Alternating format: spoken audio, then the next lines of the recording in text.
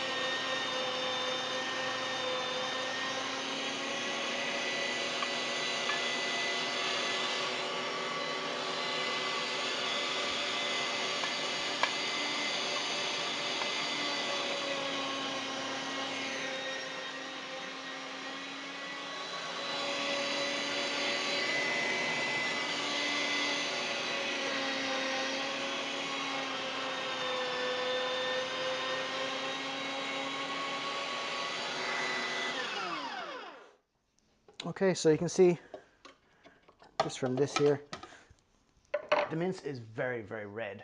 It's because when you get anything else minced up, there's a lot of white bits, a lot of fat in it, but because it's very lean meat, there's nothing in there. So I will remince this again with some bacon fat. You can get the slab of fat that's along the stomach, or you can get whatever you want. I just get some here. I just get very fatty Rashers, nice and cheap. Smoked ones are really nice, and you can see the amount of fat that's on that bacon there. That'll pump it up with loads and loads of fat. You don't have to mince the bacon in if you want. Because it's smoked, I like the taste of it, so I do add it in. But I'm just going to cut the rest of this up here. How do you guys like to do your deer, other than normal steaks and the normal things you'd think of, like steaks and T-bones and round steaks? Is there anything in particular you like to do with your deer once you have it butchered, or is it just all kind of standard stuff? I'd love to know more recipes.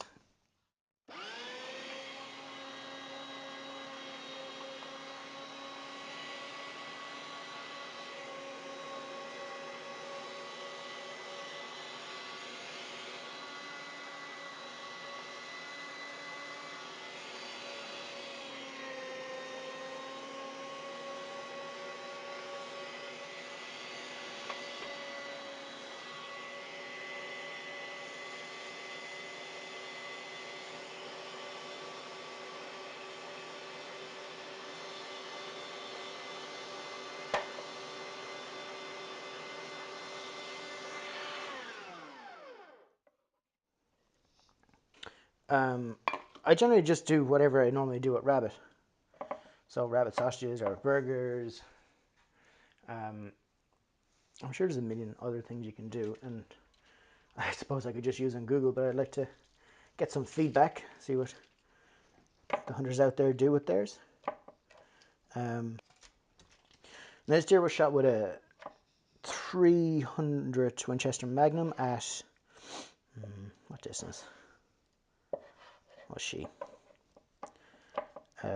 140 meters on the rangefinder. Now, I wouldn't have normally taken 140 meter shot, but I was lying prone. My bipod is perfectly loaded. I know there's some guys out there that complain when you take them over 100 meters, but I was 100% happy that I could take that shot and drop her on the spot, which I did. But if I was on a fence post or I was shooting, I don't even think I'd take a shot from the shoulder, but if I was on a fence post or something that wasn't solid, like a loaded bipod, I don't know, would I take a shot maybe up to 60 meters, maybe? I don't know. I've never been brave enough to try, I suppose. I'll always take a safe shot over a maybe shot. But I guess everyone's different. So I know there's people out there that can shoot standing and on the knee and with a shoulder strap, which I really would love to learn how to do, much better than I can. But for me, I'll wait until I get a really good shot of the bipod, and then I go for it. This particular deer, I was waiting about 2.5 hours. And then she stood up from where she was hiding, and I got the shot. She didn't have a clue where I was, but I had a pretty good idea where she was. Just by when the stags were walking back from the forest, I knew she was in the tall grass somewhere because I seen her and I lost sight of her when they ran. I was like,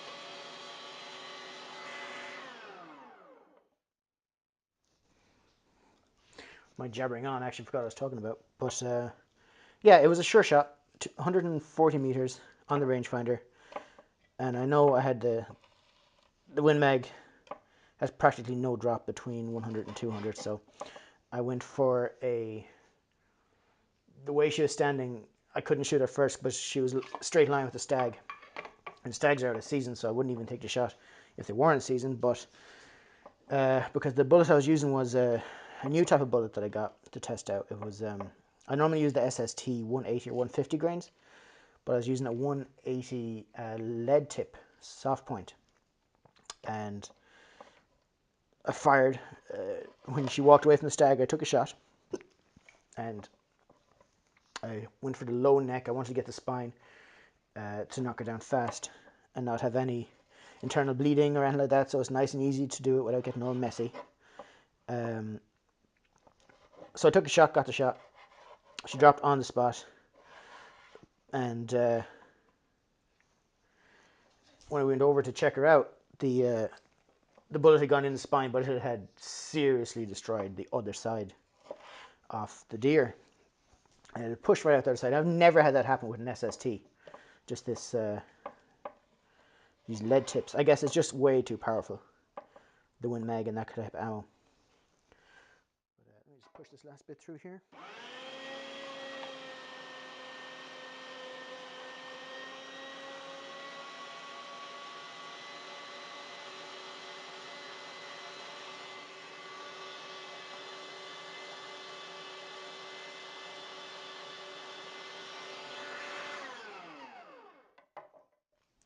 Now,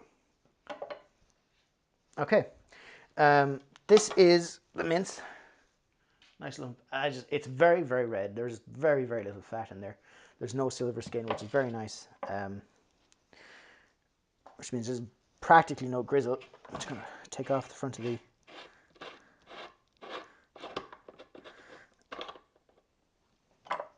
thing for a second. I put out the rest here.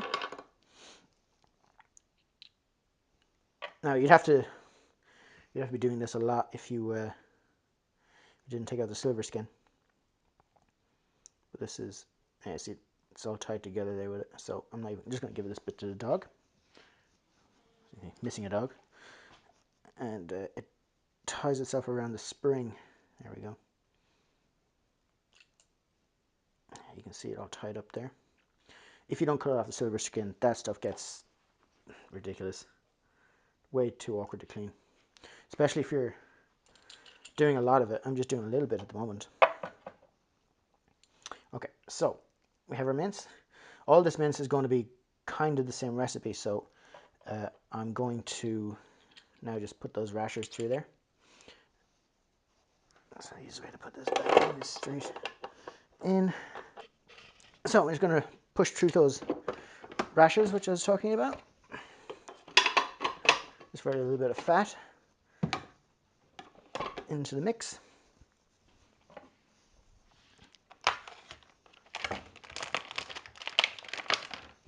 Oh, they smell good. So, nice, big, fatty pig rashers. I suppose rashers are pigs, I don't have to call them pig rashers.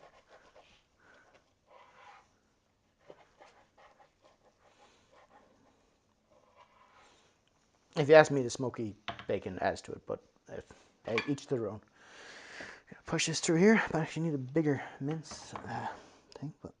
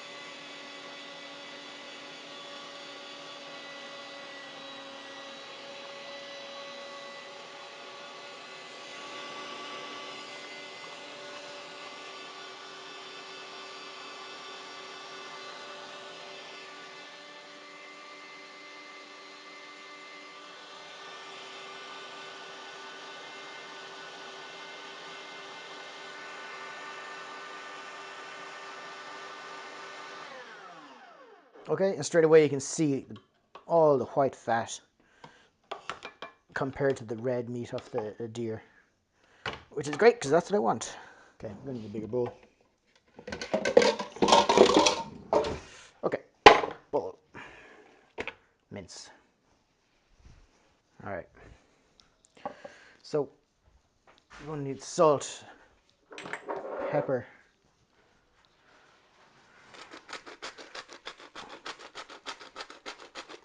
Actually, I've got better salt. It's a nice smoked, I think it's rock salt? No, sea salt. Put this in here. Here's just normal black pepper.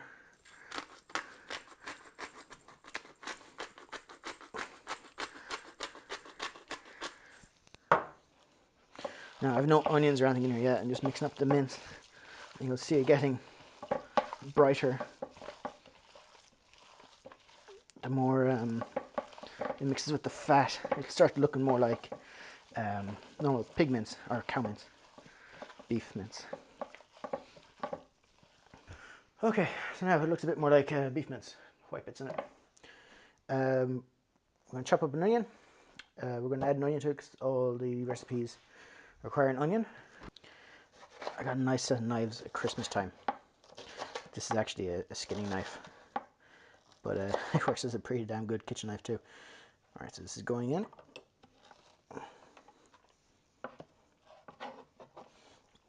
I'm going to mix it a bit more, and I'm going to just separate it because I need to add an egg to the burger mix, not the sausage mix. Because tonight we're having deer burgers, or venison burgers. Okay, I'm just going to mix this up again. I found the easiest way of doing it if you don't want to use a processor is put your hand in, squeeze and rotate. Okay, now I'm just going to separate a little bit for burgers. So I'm going to get another bowl. And we have about 2 burgers each. That's not enough. That's enough for burgers. This bit's going for sausages tomorrow. So just mix this up again. Now for burgers.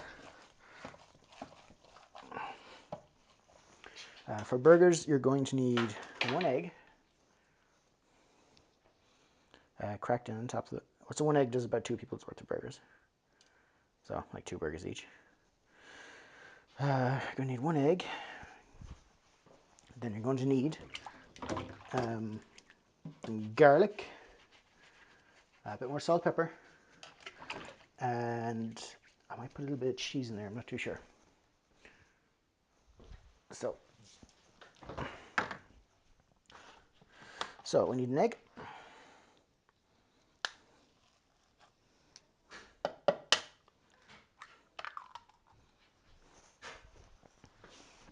And just fold that in.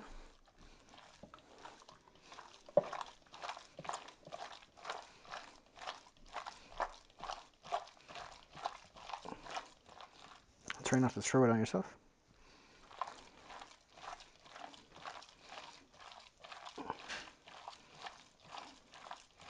Until it starts getting tacky again, because it'll go very watery at first, but then it'll go back to being nice and sticky like that. Okay, we need some salt, pepper, mustard, pepper.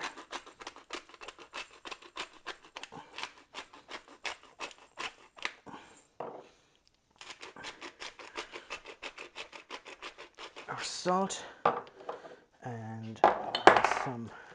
I'm actually going to try some of this sweet pepper. Not pepper, sorry, mustard. Some of the sweet mustard from Sweden. It's kind of strong, and but it's sweet. It's different. But you can use Coleman's or whatever you want. But it does add a different bit of flavor to it, which is nice. And you can put, well, it's more for sausages, I think. You put the grated cheese in. But think that's basically your burger. So we've an hour before dinner, so there's no panic. So I'll just mix this up here again. Oh, it smells good. It smells even better when it's cooked. Oh, I need some garlic. That's the last thing. Now, I don't have any raw garlic, so I'm going to have to get some garlic powder, which will work just fine if I can find it. There it is.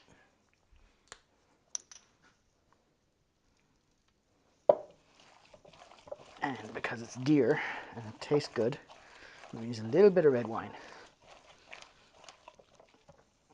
Okay, with my one still clean hand, just a little drop. There we go. Oh, now that really smells good. Oops. And there's your really good smelling burger meat. So I'm going to cut back later on when we're cooking, and I'll actually show you how I cook it. But that's it.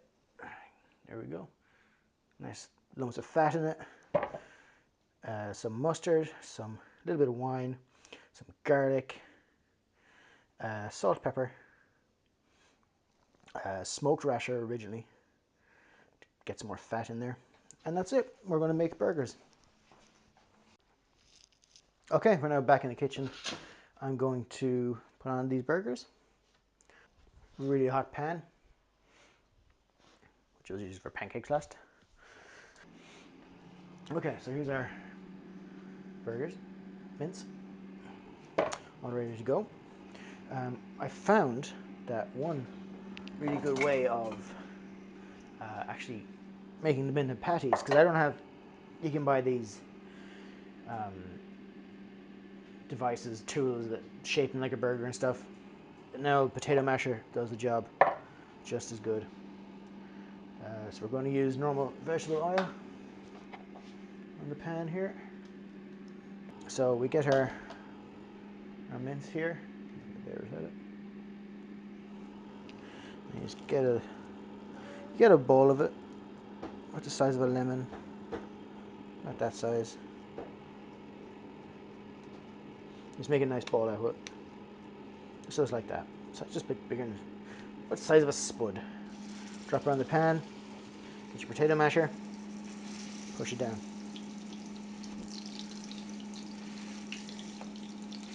Try and keep it all the same width. And that, I find, is the easiest way to make an actual burger without messing up too much.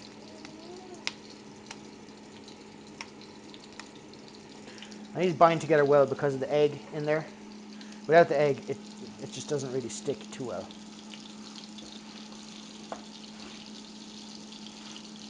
But these will stick together really well. And they won't fall apart in the pan, just like mince or anything. They're not the prettiest burgers out there, but they're some of the damn tastiest burgers. They'll shrink a little bit when they're cooked. This isn't a very big pan, but it easily fit 3. There we go. Just let those cook up there. See if they like. You can hear my son screaming at me in the background. Yeah. Looking good.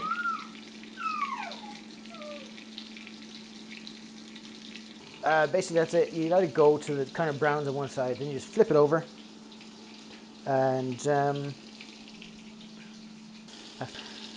see how it goes. So you can see it at the edge, just going around the corners. Just grab her and flip it over, and they're very solid. They're not going to fall apart on you if you put the egg in there. And I tell you, good stuff.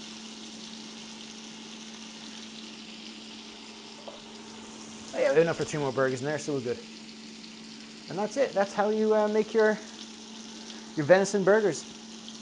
So venison, fatty rashers, garlic, onion, egg, salt, pepper, bit of mustard, and that's it. Fry them up in about lemon-sized balls. Stamp them down with your potato masher.